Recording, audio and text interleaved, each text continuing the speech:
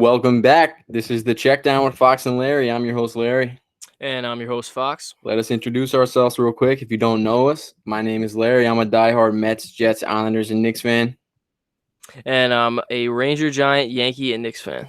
Yeah, so for those of you who've known us, we had a podcast in the past with the Fans with Fox and Larry, and we talked about all sports, but now this is the Check Down. This is going to be different. This is going to be football only, football exclusive. We're going to talk all things football. We're going to talk fantasy. We're going to talk week picks. We're going to talk previews. We're going to give you our futures. We're going to give you everything, even some betting props, whatever you guys want. We're going to try to interact with you guys a little bit more. We're going to have a YouTube channel now. We're going to have the podcast on Spotify. Obviously, we're going to have our Twitter and Instagram as well. So we're going to try to get the interaction up with you guys and give you guys the content that you need. If you don't know us, we're diehard sports fans, and from what you just heard, we like each other's rivals. So we're always debating. We're always going back and forth, trolling each other, whatever it is. We have a lot of fun with it, but we know our stuff when it comes to football. And this is going to be informative, but it's also going to be entertaining. There's going to be a lot of debating, and I just hope you guys enjoy it. Yeah, Larry likes to troll a lot, just so everybody knows. For the rest the of only the person podcast. I ever troll is you, because you give it to me, I give it right back. Well, you call me a keyboard shark, and that's just not true. Oh, you love it. You love it. You're always on Facebook. Yeah. Okay. Well, yeah, and what to expect from the podcast? We're just, like you said, we're primarily just going to focus on football. I think combined together, we make up better knowledge of football than we do with all the other sports. So we might as well just fit mainly football because that's, the king in America. Everybody loves football. So we'll just primarily focus on that. And what's most important is from you, you guys to send us feedback and ask us questions and just keep us informed on what you want to know. Any, takes that you guys might have that are interesting, and we'll just discuss anything you have. So just send it our way. Yeah, we were doing all the sports, but then, Fox been out of baseball for a while. He still thought Derek Jeter was playing shortstop for the Yankees. He was like, who's this Gleyber Torres guy? Yeah. Sure, yeah. But all right, so this is our first episode, and we're going to talk about fantasy football. NFL is king, and fantasy football is king. Pretty much everyone plays fantasy football in this country. If you don't, you're missing out. If you don't, join a league after this episode and get going, because fantasy football is probably one of the most entertaining things that a sports fan can do to compete with their friends, family, or even strangers. It's a lot of fun, and it's not really too time consuming. You can be possessive. You can get possessive over it, and enjoy it. But however you want to enjoy it, that's how you do, and just have fun with it. It's one of the best things you can do in any sports. But we're going to talk about fantasy football today. We're going to give you our rankings. We're going to talk draft strategies. I'm in a PPR league, 12-man league. Me and Fox are together in a 12-man dynasty league. So those are two different strategies that we'll talk about before we get into our rankings. But then we're going to rank. We're going to tell you guys our top quarterbacks, running backs, receivers, tight ends. Even kickers and defense and special teams. And then we'll give you our sleepers, our bust candidates, and, players that, you should look for when you should try to target these players. We'll try to give you as much information as you can, as quickly as we can, and as briefly as we can. And, that's it. The first thing I look at when we're talking about draft strategy, since we'll get into that first, is your format. Know your league settings, know your league format, how many positions at each spot you have, and the scoring settings as well. So, like when you look at, for example, one quarterback, regular PPR leagues, people, you want to tend to target guys that catch passes, especially running backs who catch passes. They're more valuable than guys who don't. And when you look at a quarterback in a single quarterback versus two quarterback league, quarterbacks become much more valuable. In a single quarterback league, you shouldn't be taking a quarterback earlier than the 30th round because there's running backs. 30th round, 30th pick. 30th pick. That, because the running backs and receivers are going to catch a lot of passes, are going to become more valuable because those quarterbacks that are really elite aren't going to put up as much numbers as those guys are. And you can get a guy late at quarterback who's going to put up just as many points as the top guys. So format is key. Look at your format, know your settings, because your draft strategy is going to change and your rankings are going to change as well. Yeah, definitely. And, we'll start off. We'll give you our we're going to give you our dynasty little strategy since we're going to be in that together. And we'll just talk about that quickly since, most people don't play dynasty. Dynasty, if you don't know what it is you draft from your first year in the league. Everyone's going to draft every player in the league. And then after that, you keep your team, and then all you draft the next year are the rookies entering the NFL. So this is the first year of our dynasty league. So it's good that we can go over our strategies. I'll start with mine. My strategy is since it's a 2 quarterback dynasty league, it makes the quarterbacks even more valuable, right? Especially the young quarterbacks. So you try to target young quarterbacks that have a lot of potential, like Mahomes, Allen, Kyler Murray, guys like that, Justin Herbert. You're going to target them earlier than, your top quarterbacks like Russell Wilson, maybe Aaron Rodgers, guys that are older, maybe out of their prime.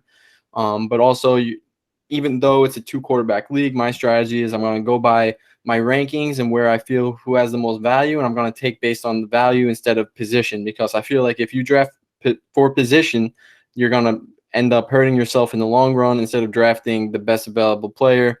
The way I look at fantasy football is I'm going to draft talent over position. That way, I rather have 4 good receivers that I can have 2 top ones and then flip them for position of need if I don't get that in the draft later in the season. Then worry about taking a quarterback earlier than I should, reach for him be a bust or any position, and hurt myself like that in the long run. Then I don't have the trade assets or whatever.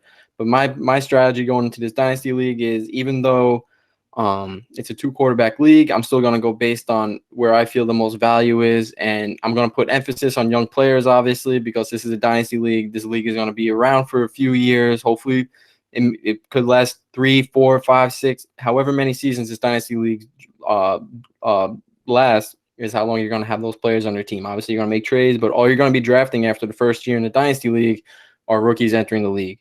So my strategy is I'm going to draft young players probably early, and then fill in the rest of my team in the middle rounds with veterans. And then towards the end, I'm going to take a lot of it's 25 rounds this dynasty league. You're drafting a lot of players, so you're going to have to take some risk. You're going to go based on potential late in the rounds, and that's pretty much my strategy going into this dynasty draft. Yeah, so a lot of good points you made. I'm on him. I'm with him on a lot of those things. And when I primarily look at the draft, you want your young guys on your team, but if it helps you, if you see a vet there who's probably in his late 20s, depending on the position, you don't have to have a team full of young rookie guys, because you got to have those guys who are already proven, right? You got to have those guys who are going to help you win now, because even though it's a dynasty league and you're trying to win for the future, you still want to win every year. So you're going to need those veterans on your team.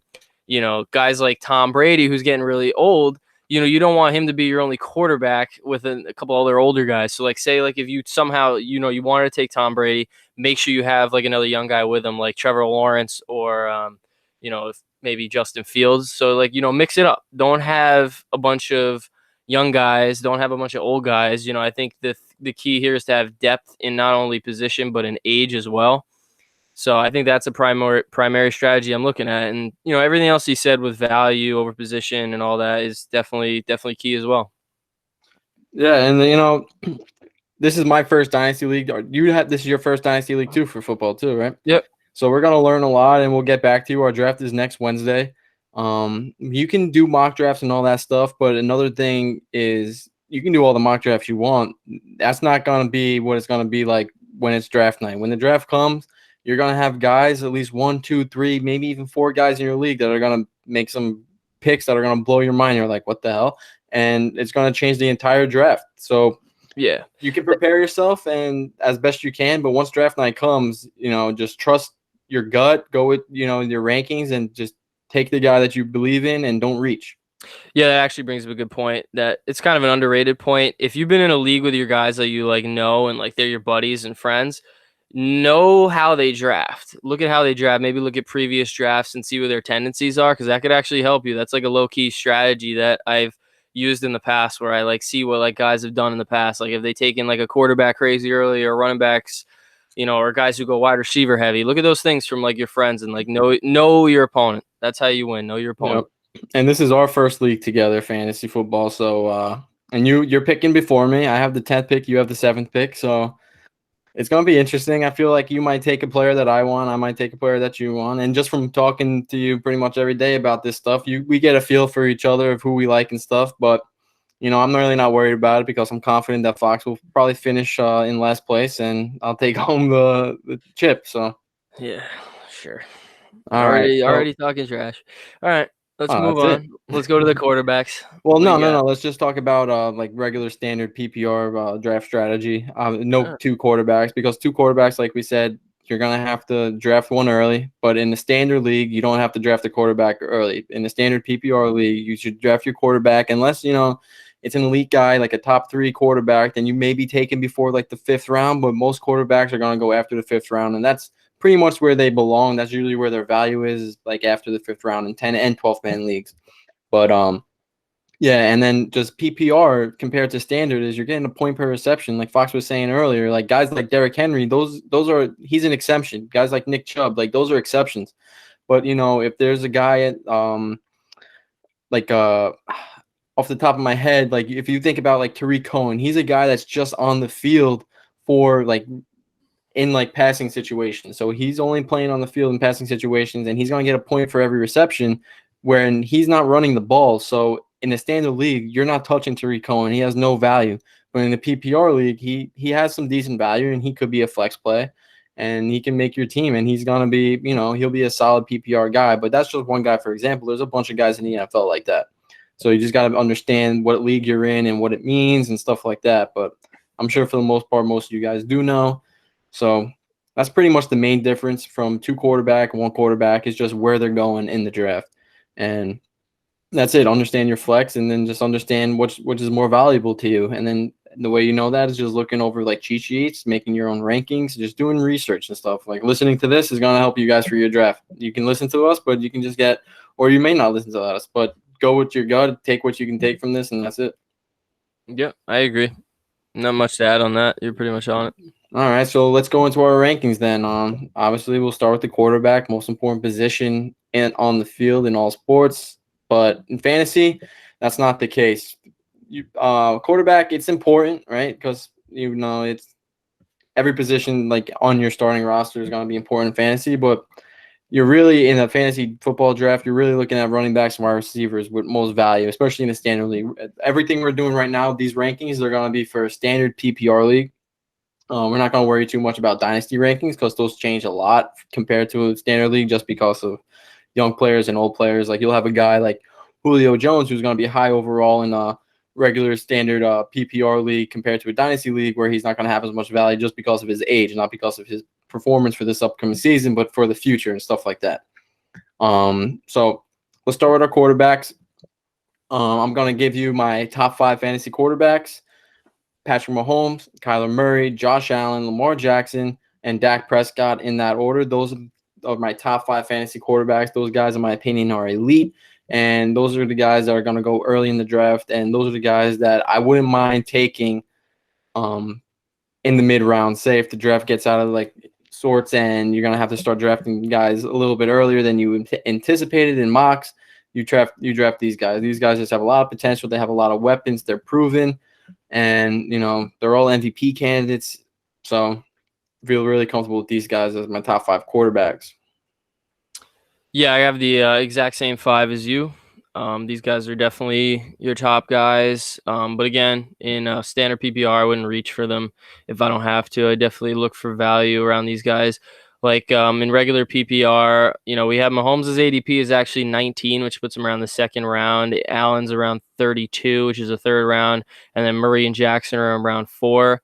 So, look at ADPs for a lot of these guys for like, how it's going in the drafts, just to see if maybe like, you're taking a guy too early, you're taking a guy, at a good value by getting him later than he's already projected would be the way to go for these quarterbacks. But, so yeah, those are the elite guys. Now, like if I want to look at like guys later on, which is what I would usually, which is probably the best strategy for quarterback. You could still get later on in the draft guys like, Ryan Tannehill or Matthew Stafford, Trevor Lawrence. These guys have a lot of, upside because like, for example, Stafford's going to be on a new team. He's on the Rams, and we know what the Rams are. They're a really solid team. Sean McVay's a solid coach. And so I expect a lot of good things out of Stafford. He's got the weapons in Kupp and Woods. And then you got Trevor Lawrence, who's, he's Trevor Lawrence. I mean, the people have been talking about this guy for years now. Everybody, was excited for this guy to get to the pros, and now he's finally here with Jacksonville. Do I expect a lot from him this year? No, I don't. Could he be rookie of the year? Absolutely. He's definitely high up there. But, he's definitely one of those guys who you can get later. And would you be comfortable with him as your quarterback 1? I don't know. What do you think about that?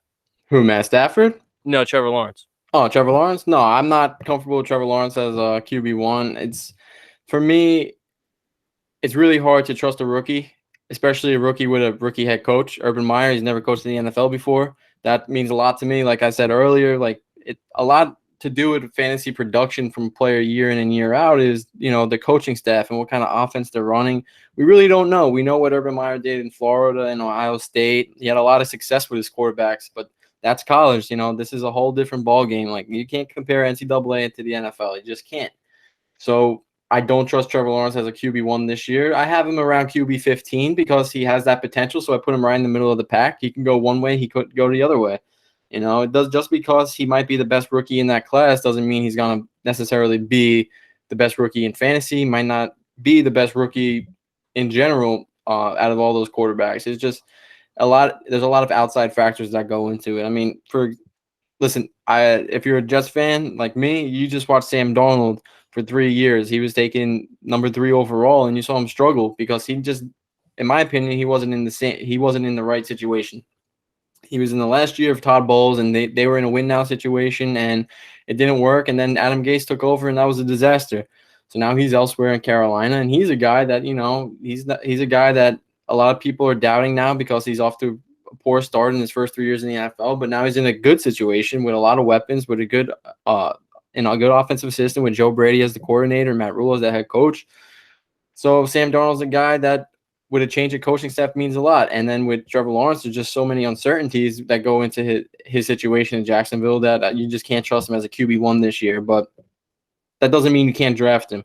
If you do draft him as your quarterback, like Fox said, draft someone like Kirk Cousins or, Baker Mayfield or Ryan Tannehill around the same area, either right after or a couple of rounds after, depending on who's available, just to give yourself some good insurance.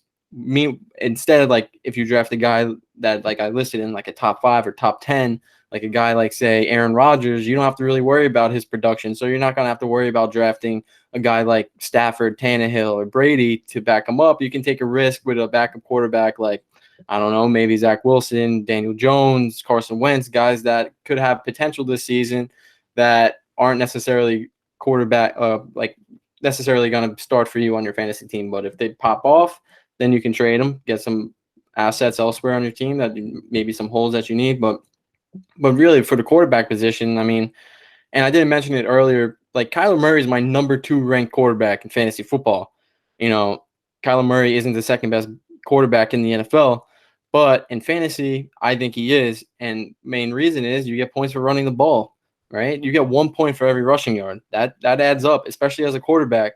That's going to add up, and that's going to make him very valuable. Guys like Murray, even Allen runs the ball a lot. I know you like Allen running the ball. I don't think he's going to run a lot, especially compared to guys like Murray and Jackson and Hurts, but he can run the ball effectively. But yeah, Murray, Jackson, Hurts, even guys like Justin Fields, that he's probably going to play a lot this year. Trey Lance, those guys, they run the ball, so those are going to add up to a lot of points, especially in fantasy.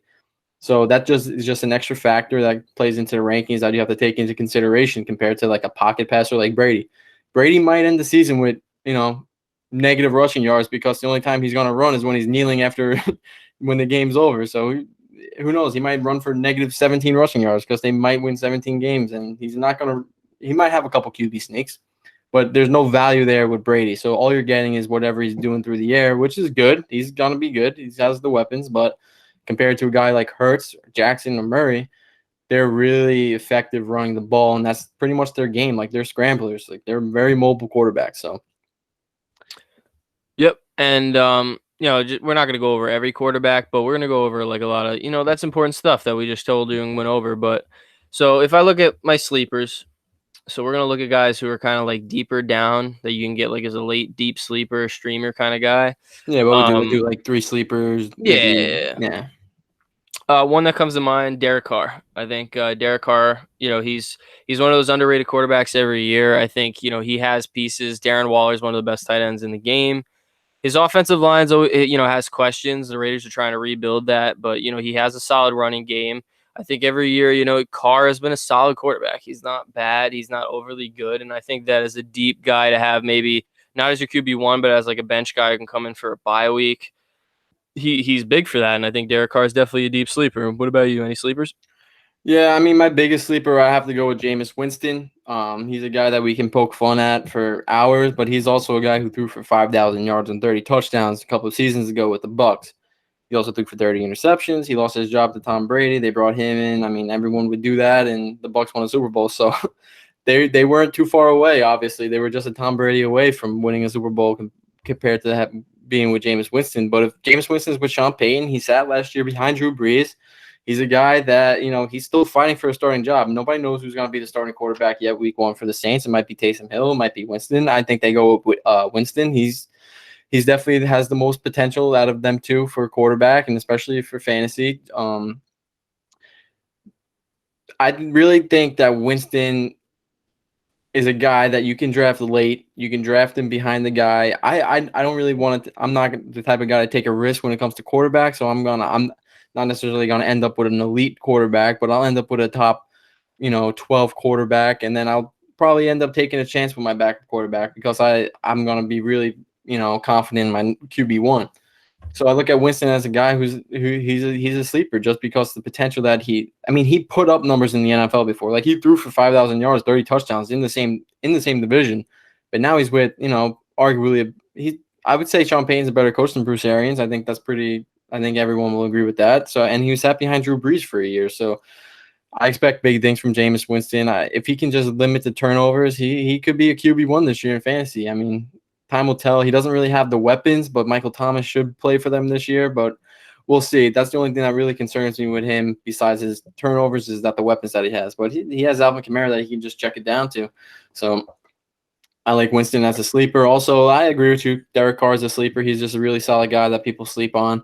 Pretty much know what you're going to get out of him. I don't see him being a top quarterback in fantasy, but he's going to be a solid quarterback again. And another sleeper is Sam Darnold, just because he's been so bad with the Jets. A lot of people aren't going to take that risk and draft him again.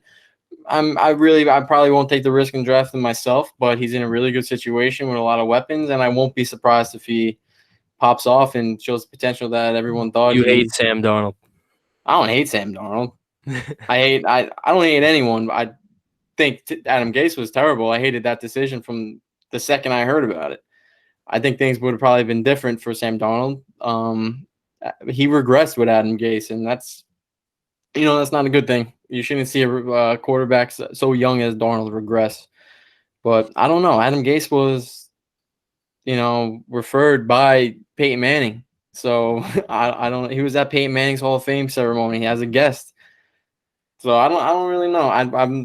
I didn't play for him. I don't know what happened in there. I don't know what's gonna be the difference now with Darnold. I mean, if Darnold stinks this year in Carolina, I guess Gase is off the hook a little bit, but I still blame him a lot for the regression that such a young quarterback took. But Darnold's definitely a sleeper.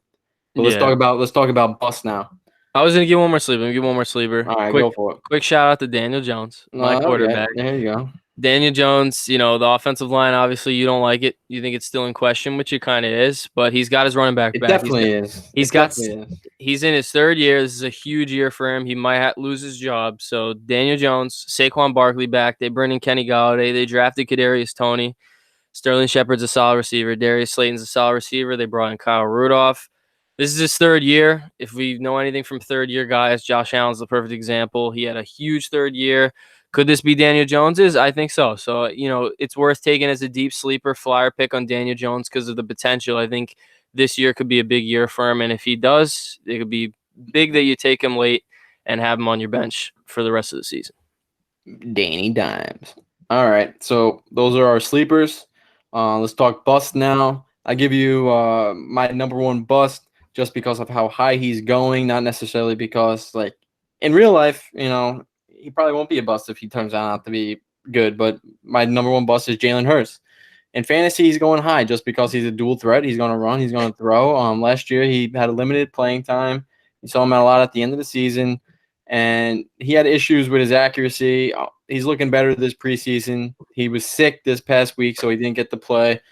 But, there's a lot of optimism around him because he's a dual threat, especially in fantasy. But we'll see what happens. Philly has a new head coach, new offense that they're running.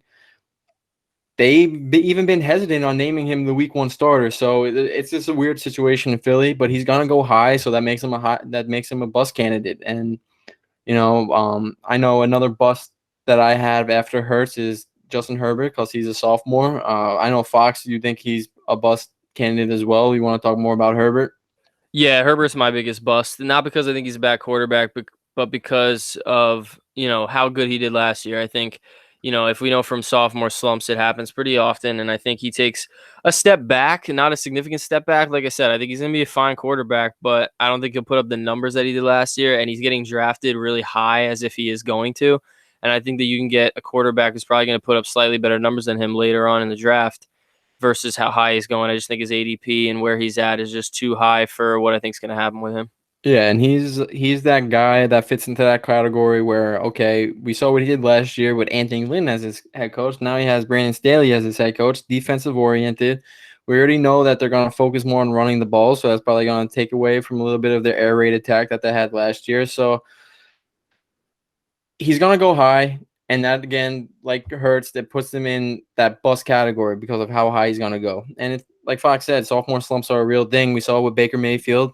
And, that was a lot to do with the coaching staff too, a coaching change. It's not easy for a quarterback to just pick up a new offense year in and year out. Baker Mayfield, take him for example, he had Jackson as his head coach, and then he got fired after a few weeks his rookie season, and then Freddie Kitchens took over as interim. No, Greg Williams took over as interim head coach. Freddie Kitchens took over as offensive coordinator. He went on to break the rookie passing touchdown record.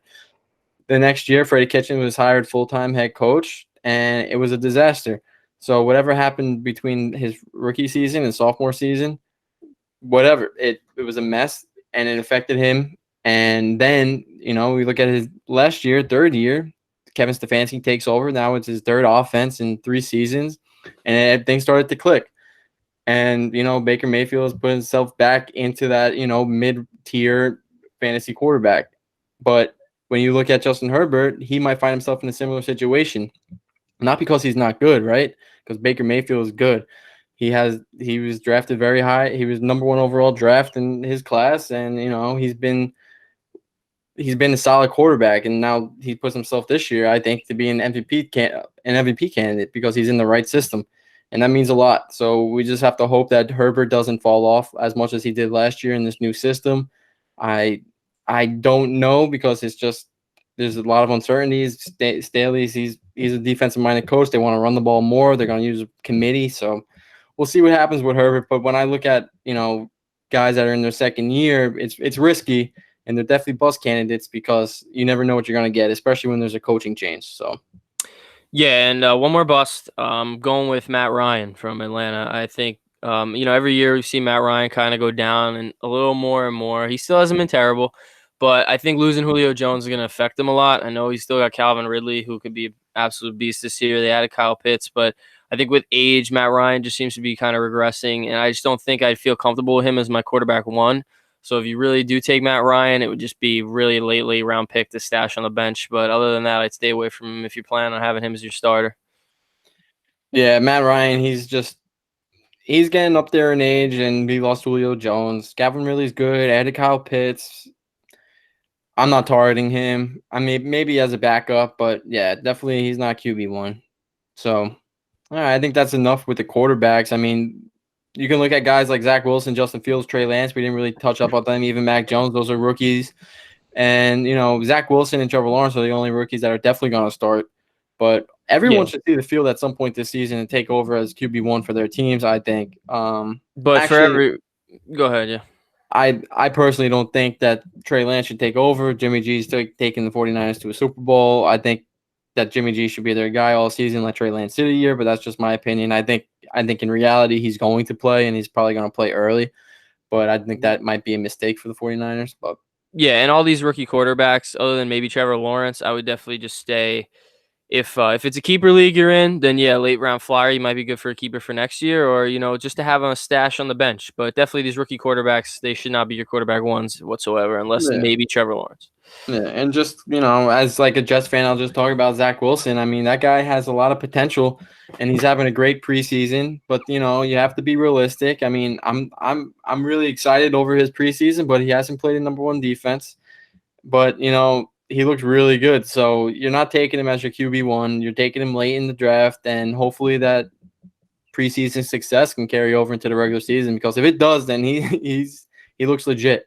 And as a Jets fan, I'm excited because it's been a while since, we've seen. I mean, I haven't the closest thing to a franchise quarterback I've had since I've been a Jets fan is Mark Sanchez. So I have the right. I have the right to get excited over Zach Wilson, because this guy who's been compared to Mahomes and has been compared to Rodgers, and if you get one of those guys on your team, man, you're gonna win. You're gonna win pretty much every year.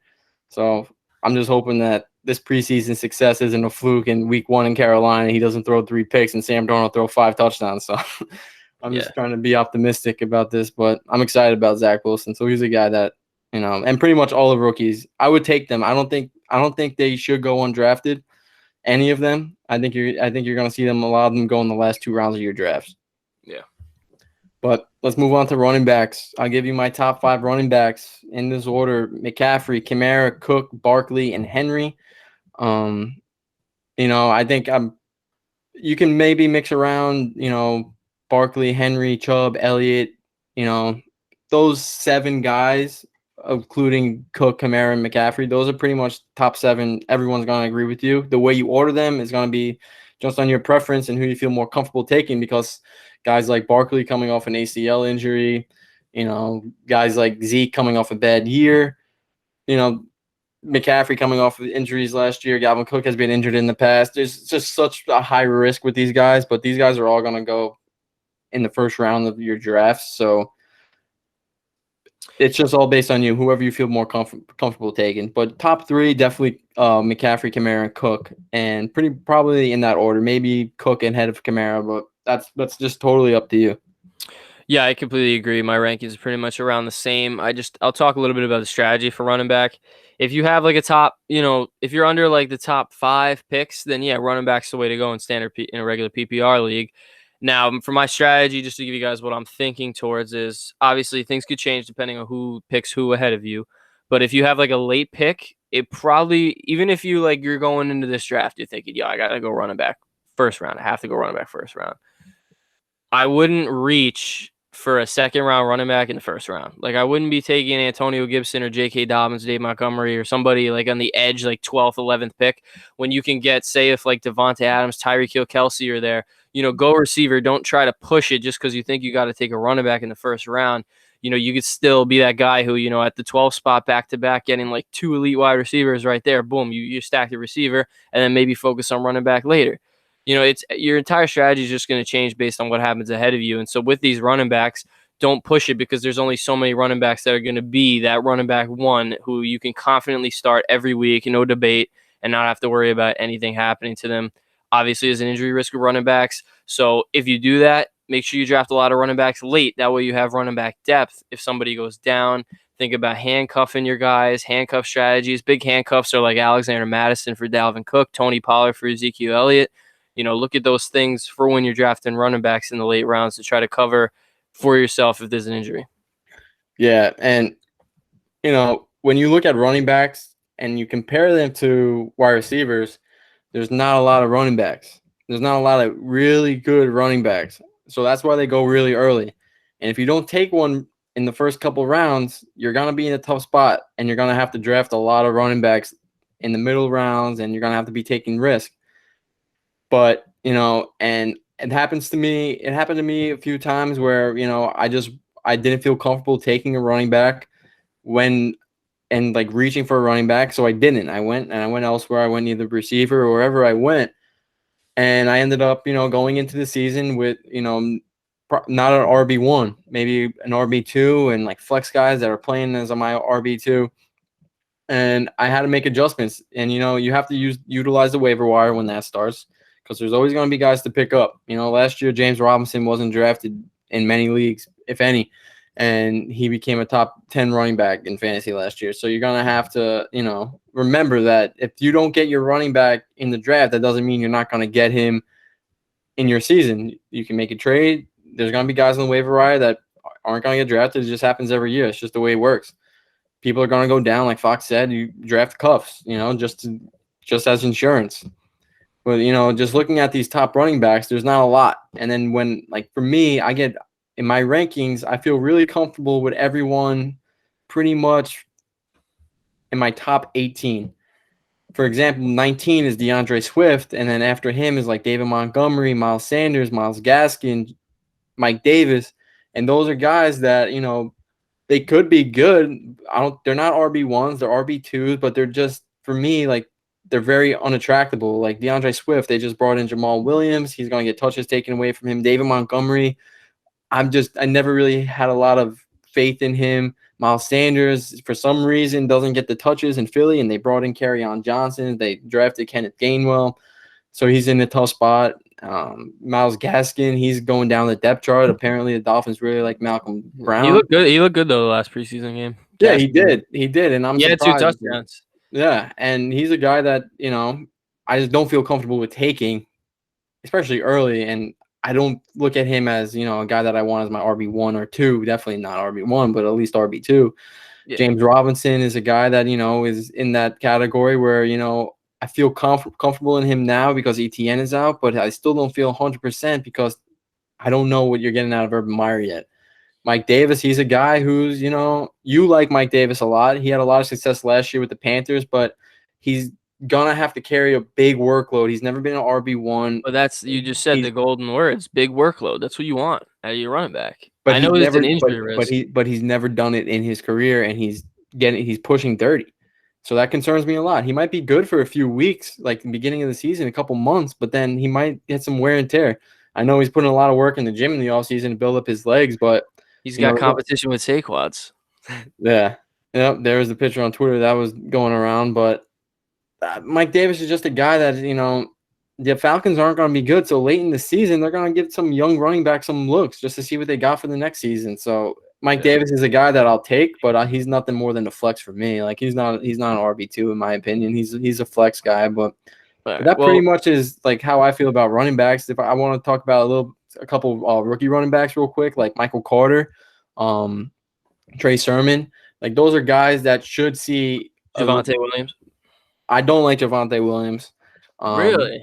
Yeah, I don't. I actually like him the most out of the rookie running backs. Yeah, I don't like Javonte Williams. I don't think I like Melvin Gordon in Denver. I think that the Broncos are a better team when Melvin Gordon's playing the field. Melvin Gordon can catch the ball, run the ball. I think he's getting up there in age, but they're paying him $5 million a year, so they're gonna want to make sure they get the money's worth out of him. Javonte Williams isn't gonna see the field as much as Michael Carter, who's sharing the backfield with guys like Tevin Coleman, Ty Johnson, LaMichael Pirine. A lot of guys, but a lot of guys that aren't RB1s. If you're going to pick an RB1 out of all those guys, you're going Michael Carter. Jets love him. They drafted him in the 4th round. He's going to be a guy who's going to get a lot of opportunities this year, especially with the Jets. They're young. They're going to want to play their young guys. They have veterans like, Tevin Coleman, but Michael Carter is going to be getting a lot of reps as a rookie, and you're going to be able to get him pretty good value. He has potential to be an RB2 flex play this year. He's probably going to start off on the bench, but he has the potential. You get him late, and you take a flyer on him. That's it. Especially if you're not drafting the top running back early. Yeah, and Michael Carter, I would probably only keep on my bench. I mean, maybe a flex, maybe. You keep him on your bench in the beginning, but then if he does well, could change. He could. He's a guy that you're gonna either put in your flex RB2 or you're gonna drop him. That's just the way his season's gonna go, and that's the way most guys, after RB 30, like in your rankings, those guys after that, those are guys that you're gonna either be selling or buying after a few weeks, and you're gonna learn a lot about your team in a few weeks. Yeah, well, we're obviously not going to go over all the running back rankings, but I want to add just a little bit of busts. Jonathan Taylor's a big bust for me. He's probably my number one because of how high he's going. I think he's going way too high, and I think he has too much competition in that backfield with Nyheim Hines catching passes, and Marlon Mack is still there. Marlon Mack has those injury risks, but he's still there, and he's an effective running back. He was a beast, 2 years ago. He was awesome. So Jonathan Taylor, I wouldn't, I think he's getting drafted way too high, and I think he's a huge bust candidate.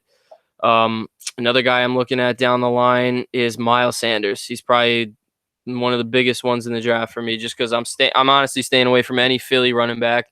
I think Philly's just way too crowded. They have Kerryon Johnson. They have, Boston Scott's still there. Who am I missing? They have Jordan Howard. So there's just too many bodies in that backfield. Kenneth Gainwell. Yeah, Kenneth Gainwell. There's too many bodies in there. Miles Sanders, he's a good running back, but the volume is going to be the biggest question there, and he's getting drafted way too high. And I would not be confident with him as one of my top running backs on my team. Yeah, and I'll just give my sleeper and my bust. My sleeper is Darrell Henderson. He's taking over for Cam Akers this year. The Rams love running the ball in the red zone with their running backs. I expect Darrell Henderson to get a lot of touchdowns and a lot of touches this year. They really don't have the backup like they had in the year past. Malcolm Brown is with the Dolphins, so I expect Darrell Henderson to be the guy and be the guy all season for them. And bust, I think bust this year, I'm looking at Chris Carson. He's just a guy that a lot of people like him. A lot of people don't like him. He's just a guy that's in the middle, and I'm just not a fan of Seattle's offensive line.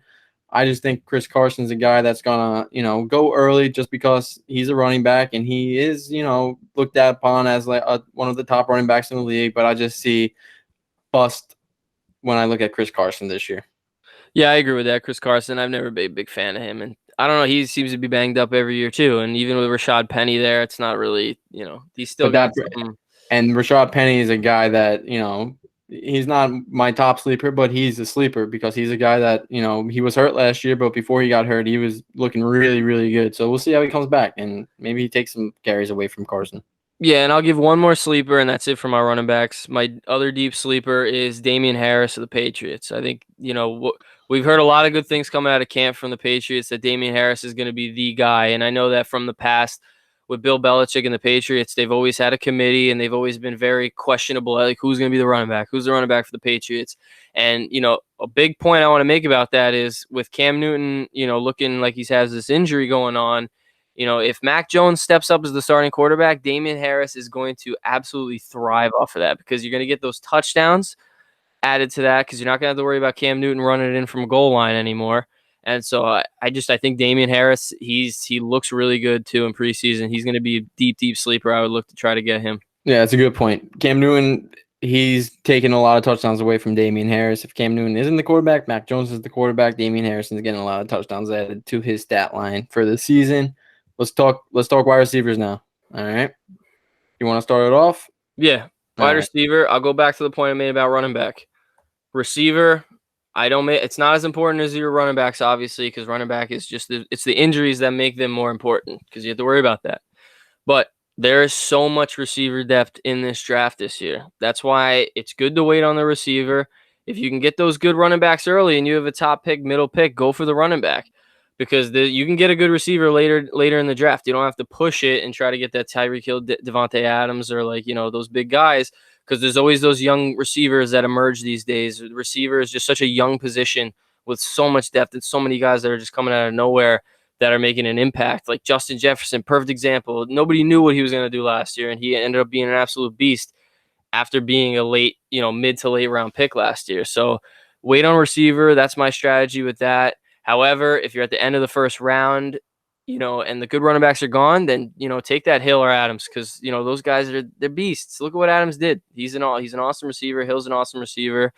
So, that's just my strategy on that. What about you? Yeah, I look at receivers. Obviously, I'd value running backs more than receivers because, like you said, there are a lot of receivers. There's a lot of receivers. There's a lot of good receivers. Like I'm looking at my rankings and just middle. How many receivers did I rank? I ranked 75 receivers, and I'm looking. Yeah, and I'm looking at receivers that I put in like my fourth tier, and I'm like, wow, like these are good football players that are gonna put up pretty good fantasy numbers. For example, guys that I have rated low like that are, Devonta Smith, Deebo Samuel, Tyler Boyd. Like those are just Jarvis Landry. Those are middle of the pack guys that they're not top wide receivers in fantasy, but those are gonna be guys that you plug and you play them. Especially early on in the season, you're going to make trades. You're going to pick up guys off the waivers unless you ace your draft, which, that's what we're trying to do, right? But, receivers, there's a lot of them. So I focus on running backs early, then I tend to look at receivers later, unless I'm getting really good value with a really top guy that slides because that could happen. Devontae Adams could slide. Calvin Ridley could slide. I'll tell you, like, my top 5 receivers this year, Tyreek Hill, Devontae Adams, Stephon Diggs, DeAndre Hopkins, and Calvin Ridley. I don't think I will be able to get guys like Hill and Adams in the second round, but say they fall to the second round and I'm in the spot to take them. It's a steal. it's a steal. So you take them over that running back, even though, running backs are more valuable. You're getting a steal at that spot. And then so it comes down all about value, right? So, but, Yeah. you And know, no, go ahead. yeah. And I just want to tell you, like, my big sleeper is Corey Davis. Corey Davis is a guy that he's gonna be the number one receiver on the Jets. The Jets have Elijah Moore, they have like Denzel Mims, Keelan Cole, other guys like that. But Corey Davis is by far like the best receiver on this roster, and with a young quarterback, and based on what we see in preseason, like Corey Davis has been targeted on 77% of the plays that the Jets have ran when he's on the field. Like that's insane. So I doubt he's going to get most of that because Elijah Moore hasn't been on the field with him this year. Even Jamison Crowder has been on the field, and Jamison Crowder is just like a forgotten man. Where last year he was the Jets' number one receiver, so it's just insane how the Jets like revamped that receiving core. But Corey Davis is their number one receiver, and with a young quarterback, the quarterback's going to go after the guy who they can trust the most. And it looks like Wilson has that trust in Corey Davis, so he's a guy that you're going to be able to get in like the 8th, 9th, 10th round, maybe in some leagues. And there's going to be a lot of really good value there, and a lot of people are sleeping on him. So he might end up the season as a top 25, top 20 receiver if he gets the targets, and I think he will. Yeah, so I'm going to go over some busts. I'm going to go with 3 busts here for the receivers because there's a little more. So I first bust Mike Evans. Mike Evans put up a lot of touchdowns last year. He was a big red zone target for Tom Brady. Even in the playoffs, he looked really good too. I just don't like the competition in that receiving core. He has a lot of guys to compete with, and I think Mike Evans takes a step back. I think he's getting drafted a little too high when you can get other guys, ahead of him. Another guy I want to look at is Ja'Marr Chase. I'm not just saying this because he had a bad preseason game. I just don't think that I trust Burrow as much. And that's another receiving core that's filled with guys. I mean, Tyler Boyd's a stud. T. Higgins is a stud. Ja'Marr Chase, I'm sure, is going to be really good, but he's going really high. I mean, I think some people are taking him above T. Higgins, and I think T. Higgins is the guy you're going to want in that Cincinnati receiving core because he's already proven himself. Last year, T. Higgins was a solid receiver. I like T. Higgins a lot. I had him on my team. When Burrow went down, obviously a lot of that changed, but before that, he was starting to emerge, and I think T. Higgins could actually have a nice breakout year and do really well and probably be the number one guy there in Cincinnati. And then a third guy, I'm going with my hometown team, Kenny Golladay. I think Kenny Golladay actually is going to be a bust this year. I think there's too many guys that Daniel Jones is your sleeper and Kenny Golladay is your bust. Yeah, well, I mean that could make sense because Daniel Jones, he's going to spread the ball around a lot. I know he likes that he got Golladay because that's his kind of receiver to get, but I think Golladay isn't the guy to get just because I think there's too many heads for Daniel Jones to throw to. I think Shepard is going to be the guy that you want to target. I think Sterling Shepard is going to be a deep, deep late round sleeper that you want to get because I think if he stays healthy this year, which I think he finally will, he's going to be a big guy in the slot for Daniel Jones to throw to. And I think Sterling Shepard could put around 100 targets and get you that, good bench value to have and maybe put him in as a flex spot if they get a good matchup. Yeah, I'll just piggyback off what you said a little bit. Ja'Marr Chase, I'm not a fan of, not only because Burrow is coming back from injury and because they have a lot of receivers there, which they do, and he is. So I agree with your points. But my biggest thing is he hasn't played in a year. So True, yeah, I forgot about that. Yeah, so he hasn't played in a year. He's having this drop issue. He's just not at that game speed. And the last time he played, he was in college 2 years ago. So it's gonna be. I think he's gonna need a year before he can, make his impact like people think he's going to make. He'll make an impact this year, but not at the level where I think people are drafting him. So yeah, I think he's a bust. And but maybe Adam Thielen. Adam Thielen, he's on the wrong side of 30 now, so he's getting up there in age, and I don't know. He always goes high. He's always, and same thing with Tyler Lockett. I put them two in like bust potential. I don't think they're going to be bust, but I think they're going higher than that they where they should be. But that's pretty much. And then also maybe like DJ Moore because Sam Darnold is a risk, even though Sam Darnold is a sleeper of mine, and so I agree with like how you just had Daniel Jones and Golladay, one sleeper, one bust. So it kind of goes hand in hand, right? If Daniel Jones stinks, then Kenny Golladay might stink. If Sam Darnold stinks, then DJ Moore might stink. So you just don't know, and it's a risky position for both of them with the quarterback. So we'll see. Yeah, and I know you like Elijah Moore a lot because that's your boy. But if I had to pick my favorite rookie receiver of this class, is Jalen Waddle. I think that he is going to thrive because I think we know history behind Devontae Parker and Will Fuller. Those guys are injury risk. And I think, if there's going to be a guy who's going to get a lot of the targets and really put up numbers, it's going to be Jalen Waddle. I think he is going to be the guy because there's just a lot of injuries around the other receivers. And yeah, and I mean, if you watch, what he looked like the other day in preseason, he looked really solid. And I think he's fast. He's the perfect prototypical receiver that you want these days. And I think he's going to really thrive. Yeah, I like Elijah Moore. A lot of people like Elijah Moore that have been, covering the Jets camp. I mean, guys like A.J. Brown have been praising him. I expect him to be the best rookie this season in this class. But yeah, Jalen Waddle is good. He's got a lot of potential with his speed. I was going to bring up a couple players, year two guys that I think are going to make big jumps, and that's Brandon Ayuk and Jerry Jeudy. So those are guys that I'm excited to watch this year in their second years after, not down years, but just, taking that next step to becoming like top receivers in this league. I think those two are guys to definitely watch and target this year in your draft. But let's go to tight end now. Tight end, there's not a lot of good tight ends. There's a few elite and there's a few good, and then the rest of them, pretty much you're getting the same thing out of them. So I know, Fox, you really like tight ends. You like getting a tight end early. You love Darren Waller. He's your boy. But, the way I look at tight end is since there's so little of them, I'm not really going to worry about them. I mean, if I get a steal with like Waller or Kittle dropping, then I'll take him if the value's there. But, I like guys that, are solid guys like Tyler Higbee. You can get really late, 10th round, I'm talking. Jonnu Smith, Austin Hooper, Blake Jarwin, Irv Smith Jr. Like those are guys that you can get really, really late, and you can focus elsewhere on the more important positions instead of focusing on tight end. But I'll let you talk more about tight ends because you really like them. Yeah. My strategy with that is if you don't get one of the big three, Kelce, Waller, Kittle, then just wait. Wait on your tight end. Like Larry said, there's a lot of late tight ends that you can get that if you missed out early. But it's your priority to get one of those top three. Like me personally? Yeah, you like getting one of those top I know. three. Again, you can't. If I'm being realistic, me personally, yes, I like tight end. But if I'm being realistic, don't push it when you can get another guy. I think Kelce should be the first receiver taken. I know he's not a receiver, but over Devontae Adams and Tyreek Hill, yeah, I'd take Kelce. I think he should be taken first.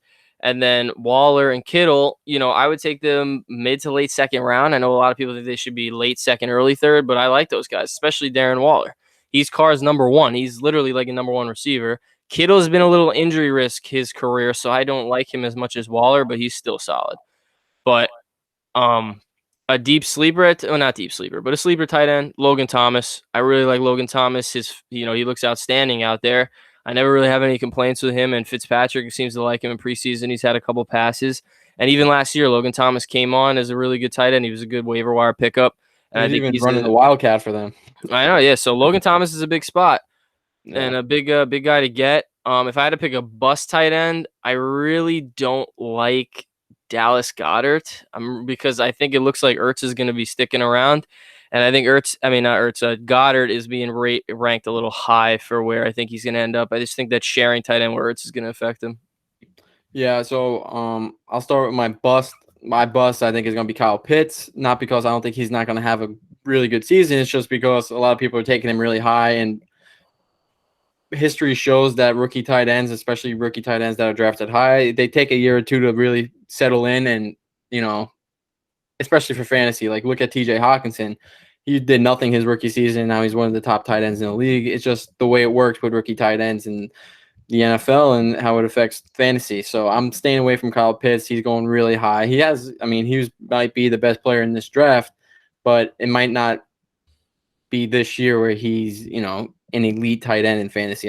He's just going too high. But sleepers that I really like are guys like, Higbee, Blake Jarwin, Irv Smith Jr. Blake Jarwin's a guy that he was a sleeper last year, but he got injured, and Dak really likes him, and the Cowboys love throwing the ball, and Dak's a top fantasy quarterback. He spreads the ball all over the field, so I really like Blake Jarwin this year. You can get him really late. You might even get him in the last round. Take a flyer on him. I really suggested Irv Smith Jr. He's a guy. He was a rookie a couple years ago. He hasn't broken through yet, but like I was just saying about Kyle Pitts and like TJ Hawkinson, it might take a guy a couple years. So take a flyer on Irv Smith Jr. late. I don't have an emphasis on getting a top tight end. I'd rather get a top receiver, or running back, and let those guys go wherever they want to go. And then hopefully, I draft really well and someone needs something that I have on my bench, and then I can get one of those top tight ends later in the season. if I need. So that's my whole thing on tight ends. You got guys like Hunter Henry and Jonnu Smith with New England that are guys. Those two are going to do really well. They're going to be really solid fantasy options. The Patriots love their quarterback. Mac Jones, I think, is now going to take over as their starting quarterback now, beginning of the season. So he likes his tight ends. Bill Belichick, he always had an emphasis on having two really good tight ends. I mean, when the Patriots were at their best, they had Rob Gronkowski and Aaron Hernandez. So, these guys aren't that, but, they're trying to get that foundation back. Yep, good points. All right, let's just go over our defense and special teams, and then kickers real quick, and then we can just wrap this episode up. We talked about a lot today, so we don't want to really spend too much time talking about defenses and kickers. Everyone knows like the league's top defenses. When I look at defenses, I really focus on guys that were brought in the offseason. You get points for sacks, you get points for turnovers. You look at teams that did well with that. You look at the defensive coordinators, just stuff like that. My number one defense this year is the Steelers. My number two is the Bucks because I really like the Bucks. I think year two, Todd Bowles' defense, they got their safeties healthy with Winfield. He's going to be healthy from the beginning of the season. They brought everyone back year two now. With this championship team, I think they take the next level defensively. And then I got the Rams, the football team, and the Ravens in my top five. So, solid defenses, great coordinators. They're all your defense. A lot of people don't draft defenses. I'm a type of person, I like drafting two defenses. I like drafting two defenses because I think defenses are actually really important, and I'd rather be in a position where I have two good defenses. Maybe one of them stinks, then I still have one good defense instead of playing the waiver wire every week, playing matchups every week. I think that's very risky, and you can get hurt. You can also do well, but it's definitely risky, especially if you have a waiver wire where it's you have a budget. You don't want to be making a lot of moves. So I always like taking multiple defenses. In Dynasty, when you have 25 picks, I'll probably end up taking three defenses. So I really like having depth with my defenses, especially Standard League. I'm taking two. Yeah, a lot of good points. The only point I'll make about defense and special teams for me is just kind of like I feel like a lot of people have the question of when to take them. I usually start, I know probably sounds pretty late to you, but I'd probably start third to last round. And then that's late for me. Yeah. So, that's my strategy with them. If to give you my top five defenses, I go Bucks, Browns, Ravens, Rams, football team. So those are my top five. But I also do like holding two defenses on my team because I want to look at matchups. When you have two defenses, it could help you pick which matchup you like better. If say the Bucks are playing the Chiefs versus if the Steelers are versing like the Bengals, you want to play the Steelers defense. So it's all about matchup. Draft the defense that you feel really confident in because they're good, but then draft them based on like who they're going to be playing. Look at strength of schedule. That means a lot. But yeah. If you're drafting defense and you're on the fence between two defenses and you want a last resort, look at their strength of schedule. That's literally the perfect way of looking at it. All right, let's talk a little kickers real quick. And, without getting specific kickers, because we all know the top kickers, Justin Tucker, Harrison Butker, Younghoe Koo, Jason Sanders, right? Those guys, I just want to talk to you about like my draft strategy when it comes to kickers. I'd look at kickers that are going to be playing in good weather most of the season, and they're going to be playing for an offense that are going to be in scoring position very often. You don't want a kicker who's going to be on an offense where they're scoring a lot of touchdowns, but they're going to be scoring a lot of points. Like Younghoe Koo was the number one kicker last year because the Falcons didn't score a lot of touchdowns, but they kicked a lot of field goals, and they kicked a lot of long field goals. The guy was 8 for 8 with 50-plus yard field goals. And they play inside. And they play inside, and they play in the division that also has domes like the Saints. They're playing them once a year in New Orleans dome. So I take a lot of that into consideration, and I worry about the climate and the offense more than I do about the kicker himself. Yeah, he checks the weather almanac for the year to see which kicker's gonna be kicking. In different locations. For example, week 5, the Jets are in London, and it's supposed to be 75 and sunny. So, kickers. I'm taking a kicker in the second to last or last round. I don't need to have Butker or Tucker, but obviously those two are the best. And I'm not taking two kickers. Yeah, no, two kickers is dumb. That's definitely the waiver wire pickup to make. You're not going to need that. So that's the strategy for that. Yeah, even if you want to avoid the waiver wire, maybe you have a guy who has the same buy as your kicker on your team, and someone has like a kicker and needs a guy for his flex or something like that, trade him your kicker, give him your flex, something like that. Work out a deal. I always like working out with deals with guys where like, hey, I'll give you Michael Carter this week if you can give me I don't know, let's see, Tyler Bass. You know what I mean? And then next week we trade back. I know I like making deals like that. Yeah, that sounds solid. I don't know. Have you ever done something like that? No, but Yeah. that's the first time I've heard of it. Yeah, I usually make. It's not often that you do it. It's usually like towards the end of the season where you're in a spot for the playoffs, someone else is in a spot for the playoffs, and it's just like a strategy where you can help someone else in your league as well as help yourself. So because I might be in a situation where I don't want to drop anyone, but I need a kicker for this week. You can't not have a kicker where someone else can drop someone but needs something else to pick up a kicker. You know what I mean? So yeah, it all depends. But that'll wrap up this episode, though. I mean, we're welcome back. This is the Check Down, Fox and Larry. We're excited. Hopefully, you guys enjoyed this. We'll get back to you with another episode next week. Probably a couple episodes next week. We'll give you our NFL preview, everything. We're gonna give you a lot of information. We're gonna have some fun. But first, I just wanted to let you guys know about like our social media. Follow us at the Check Down with Fox and Larry on Instagram, on Twitter. Personally, my handle on Twitter is @LarryBaseball27. If you want to follow Fox, I'm at Fox_Wilborg. But also Yeah. we're gonna have a YouTube channel also if you guys want to watch us as well. Yeah, you guys are probably watching this on either YouTube or Spotify, and we'll have everything in the description boxes and whatever. So we'll give you all the information you need to keep you up to date. But yeah, follow us on social, interact with us, comment. Let's have fun with this, and thanks. Hope you enjoy the show, and hopefully you tune in to the next one. Yeah, have a good one, everyone. All right.